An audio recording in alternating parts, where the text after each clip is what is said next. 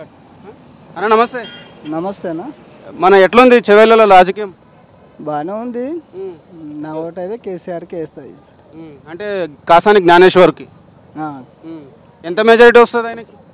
వస్తుంది ఇక మెజారిటీ అంటే చెప్పలేము, పబ్లిక్ మాట. నేనైతే నా ఓటు అయితే టీడీపీకి వేస్తుంది. అంటే ఇంతకుముందు బీఆర్ఎస్లో ఉన్న రంజిత్ రెడ్డి ఇప్పుడు కాంగ్రెస్ నుంచి పోటీ చేస్తుండు, ఆయన గురించి ఏం చెప్తారు? ఆయన కోసం మనకు తెలియదు, ఏం చెప్పలేము అన్న. ఓకే, బీజేపీ నుంచి కొండ విశ్వేశ్వర రెడ్డి కూడా వస్తున్నాడు, మరి ఆయన పరిస్థితి ఏంది?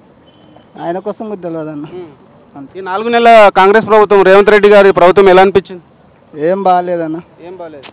ఏమన్నా అందినాయా రైతు బంధు కానీ? ఏం అందలే రైతు బంధు లేదు, ఏది లేదు. కరెంట్ ఎట్లుంది ఊర్లో? కరెంట్ అయితే పోతుంది వస్తుంది. ఇప్పుడు ఇంతకుముందు కేసీఆర్ ఉన్నప్పుడు అయితే బాగానే ఉంది కరెంటు.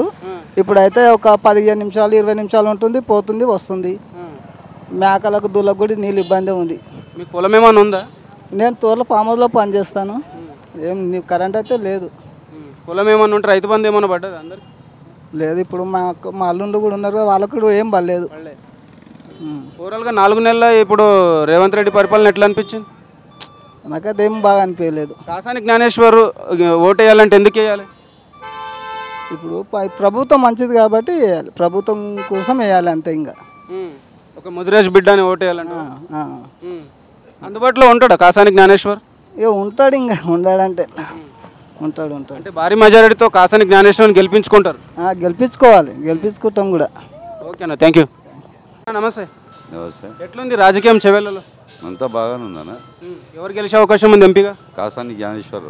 ఎందుకు కాసాని జ్ఞానేశ్వర్ ఓటు వేయాలంటే ఎందుకు వేయాలి? అంటే వీళ్ళు రంజిత్ రెడ్డి గిట్ట మార్చారు కదా, వాళ్ళు వేరే దాంట్లోకి పోయారు కదా. ఆయనకు తెచ్చిందే కేసీఆర్. ఆయన మళ్ళా టీఆర్ఎస్లోకి వెళ్ళి కాంగ్రెస్లోకి పోయిండు.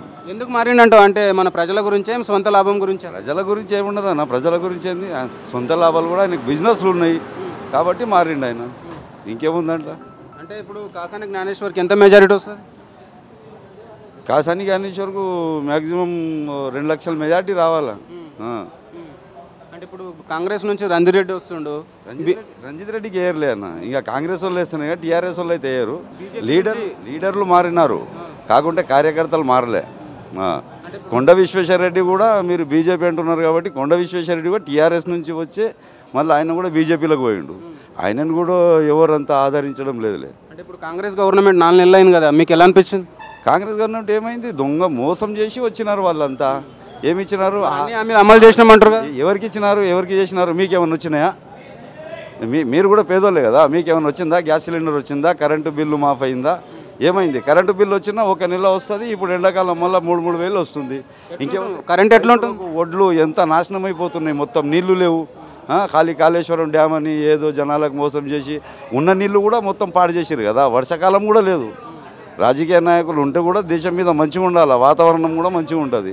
వాళ్ళ నియతిని బట్టి వాతావరణం ఉంది.